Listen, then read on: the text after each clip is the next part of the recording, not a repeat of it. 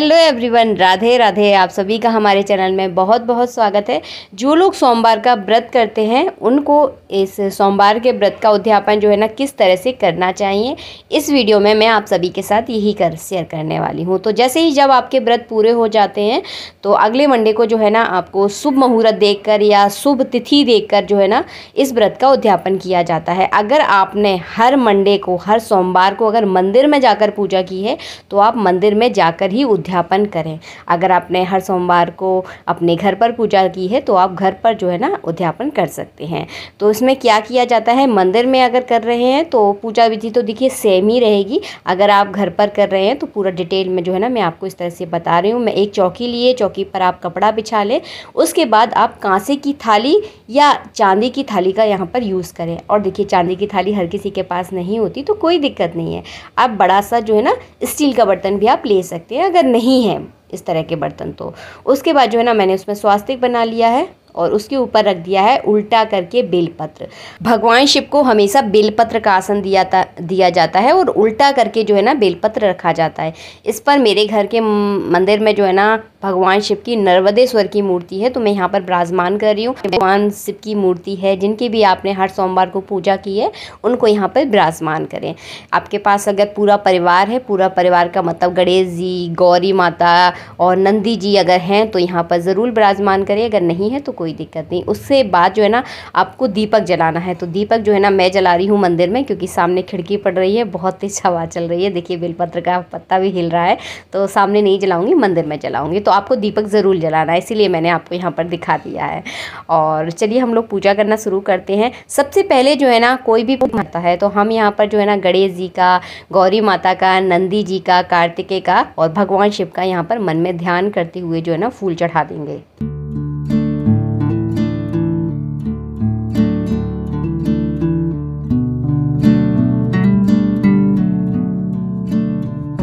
और इसके बाद कराना है आपको स्नान। तो जल में जो है ना थोड़ा सा मैंने गंगा जल मिलाया है। पूरा सामग्री में आपको मैंने दिखाया नहीं, क्योंकि वो वीडियो जो है ना बहुत ज़्यादा लंबा हो जाता है। मन में आपको क्या ध्यान करना है, मन में आपको बोला है नमः शिवाय का जप करते हुए जो है ना आपको सारी पूजा करनी है। अगर मंत्र नहीं आते तो भगवान शिव की पूजा करने का ही सबसे बढ़िया तरीका है, आप नमः शिवाय का जप करते हुए जो है ना आप पूरी पूजा कीजिए। तो हमने यहाँ पर सबसे पहले जल से स्नान करवाया, उसके बाद करा रहे हैं हम पंचामृत से। और एक क्रम बता दूँ मैं भगवान शिव की पूजा करने का। तो सबसे पहले आप गणेश जी पर चढ़ाएंगे, उसके बाद गौरी माता पर, अगर नंदी जो है तो नंदी जी पर चढ़ाएंगे, फिर कार्तिकेय पर चढ़ाएंगे, उसके बाद सर्प पर चढ़ाएंगे और उसके बाद जो है ना भगवान शिव पर आपको चढ़ाना है। तो पूरी पूजा का क्रम जो है ना इसी तरह से रहेगा। पंचामृत से स्नान कराने के बाद जो है ना हमने यहाँ पर गंगा जल से स्नान करा दिया है। तो आराम आराम से जो है ना भगवान पर मसाज भी आप कर सकते हैं। वीडियो बहुत ज़्यादा लंबा होता है, इसलिए जो है ना मैंने आपको पूरा डिटेल में नहीं बताया है। आराम से, मतलब पूजा जब भी आप करें थोड़ा सा वक्त निकाल कर करें। इसके बाद जो है ना हम यहाँ पर कर रहे हैं अभिषेक। तो अभिषेक के लिए क्या किया है, मैंने एक गिलास में जल ले लिया है, उसमें थोड़ा सा कच्चा दूध मिलाया है और नमः शिवाय का जप करते हुए हम भगवान शिव पर जो है ना एक धार लगाकर जो है ना इस तरह से आपको दूध मिश्रित जल जो है ना चढ़ाना है। ऊपर आपको बेलपत्र भी चढ़ाना है, इसीलिए मैंने ये वीडियो आपको दिखाया है। तो बेलपत्र ज़रूर चढ़ा ले, क्योंकि मैं जब चढ़ा रही थी ना तो सामने से इतनी ज़्यादा हवा चल रही थी तो ये बेलपत्र जो है ना भगवान के ऊपर टिक ही नहीं रहा था। तो बेलपत्र आप ज़रूर चढ़ा दें। उसके बाद जो है ना हम यहाँ पर गंगा जल से भगवान का स्नान करेंगे।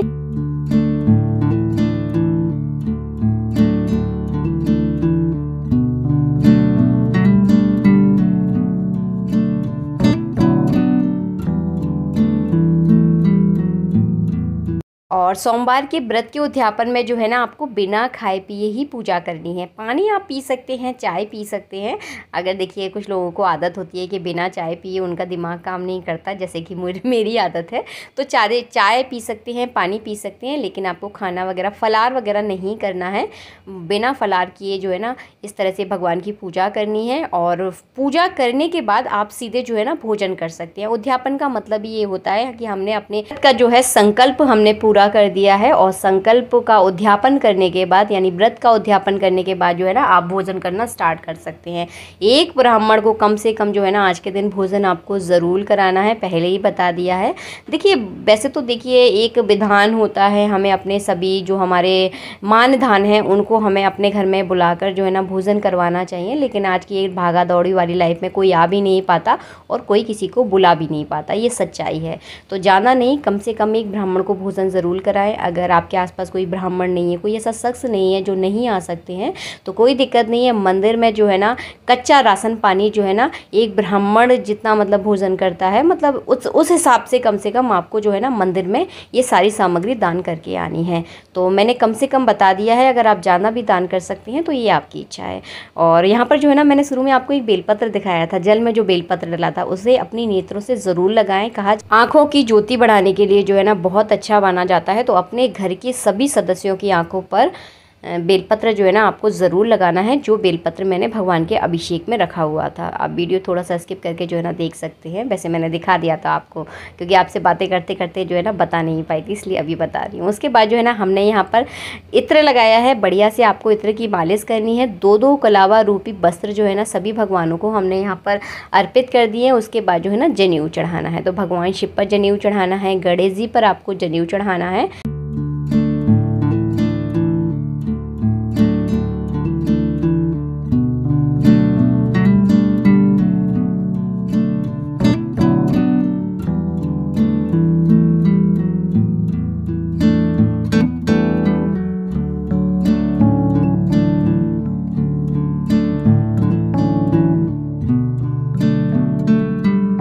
इसके बाद जो है ना आपको धूप और दीप दिखाना है भोले बाबा को।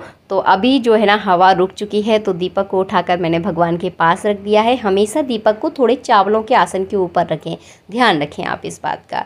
इसके बाद जो है ना आपको बेलपत्र चढ़ाने हैं। बेलपत्र की ऊपर की डंडी हमेशा तोड़ कर चढ़ाएं। तो हमारे बेलपत्र की डंडी पहले से टूटी हुई है, इस पर थोड़ा सा मैंने चंदन लगा दिया है। आप चाहे तो अपनी मनोकामना भी इसके ऊपर लिख सकते हैं। और बेलपत्र आप जितने चढ़ाएँ उतने ज़्यादा फल हमें जो है ना प्राप्त होता है। हमारे भोलेनाथ भगवान बहुत भोले हैं, बहुत जल्दी जो है ना हमारी मनोकामना सुन लेते हैं।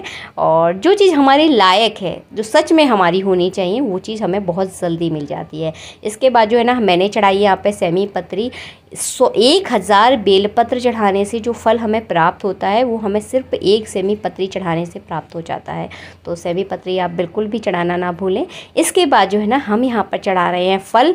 जिस दिन आप उद्यापन करें उस दिन कम से कम 5 तरह के फल जो है ना भगवान को अर्पित आपको ज़रूर करना है। मेरे पास अभी उपलब्ध नहीं थे, इसीलिए मैंने सिर्फ यहाँ पर केला चढ़ा दिया है। उद्यापन में जो है ना आपको एक चांदी का बेलपत्र ज़रूर चढ़ाना है। चांदी भगवान शिव पर चढ़ाने से जो है ना बहुत ज़्यादा इसके फ़ायदे होते हैं।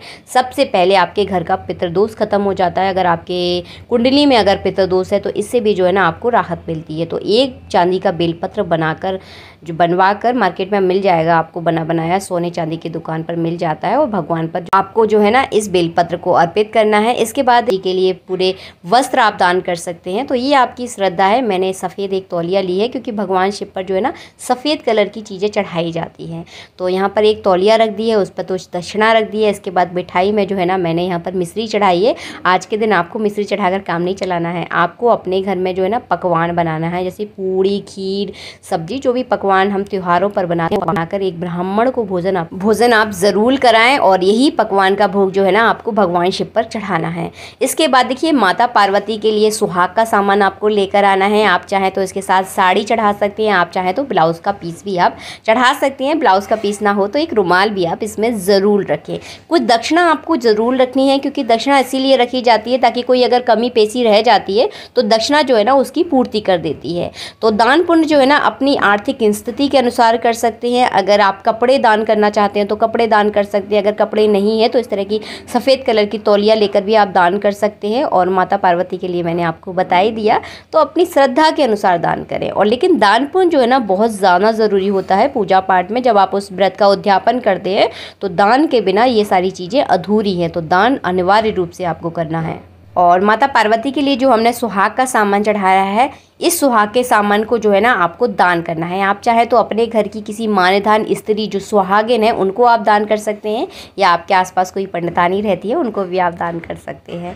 और ये तौलिया जो है ना आपको, या फिर आप अपने किसी मान्यधान को दान कर दें, नहीं तो किसी ब्राह्मण को आपको दान करना है, या आप जिनको अपने घर पर खाना खाने बुला रहे हैं उनको भी आप दान कर सकते हैं। तो दोनों चीज़ें मैंने आपको बता दी। और कहीं कोई चीज़ अगर समझ में नहीं आई है तो कमेंट बॉक्स में जो है ना बिल्कुल आप कमेंट कर सकते हैं। कहीं कोई चीज़ अगर नहीं समझ में आती है तो वहाँ पर जो है ना मैं आपको रिप्लाई ज़रूर दूंगी। और मुझे बहुत अच्छा लगता है जब आप बहुत प्यारे प्यारे कमेंट करते हैं ना, तो मेरा वीडियो बनाना जो है ना पूरी तरह से बिल्कुल एकदम सफल हो जाता है। यहाँ पर मैंने आरती कर दी।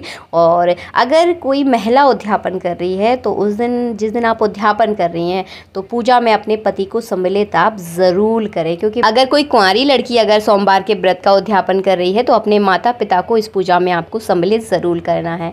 और वैसे देखिए, पूजा का एक नियम होता है, अगर घर में कोई भी व्यक्ति अगर पूजा पाठ कर रहा है तो अपने घर के सभी सदस्यों को उस पूजा में जो है ना आपको सम्मिलित ज़रूर करना है। तो इस तरह से जो है ना बिल्कुल सरल तरीके से आप सोमवार के व्रत का उद्यापन कर सकते हैं। मंदिर में अगर आपने पूजा करना शुरू किया था, सारे सोमवार की पूजा जो है ना अगर आपने मंदिर में की है, तो इसी तरह से दान पुण्य जो है ना आपको मंदिर में करना है। यही पूजा विधि रहेगी, कोई अलग से नहीं होता है। तो इस तरह से जो है ना आपको पूजा करनी है। और कहीं कोई चीज़ अगर समझ में नहीं आई है तो मुझे कमेंट बॉक्स में कमेंट करके ज़रूर बताएं। और सोमवार का व्रत जो है ना बहुत, मतलब ये समझ लीजिए बहुत इजी व्रत है, इसको कोई भी कर सकता है। इसमें बहुत ज़्यादा नियम कानून नहीं होते। एक टाइम आपको अगर ज़्यादा भूख लगती है तो आप एक टाइम फलार कर लें, दूसरी टाइम जो है ना आप खाना खा सकते हैं। तो इस व्रत को मैंने भी बहुत ज़्यादा किया है, बहुत अच्छा व्रत है। बस वीडियो अच्छा लगा है तो वीडियो को लाइक कर देना। मिलूंगी आप सबसे नेक्स्ट वीडियो में। जब तक के लिए जय श्री राधे मित्रों, राधे राधे।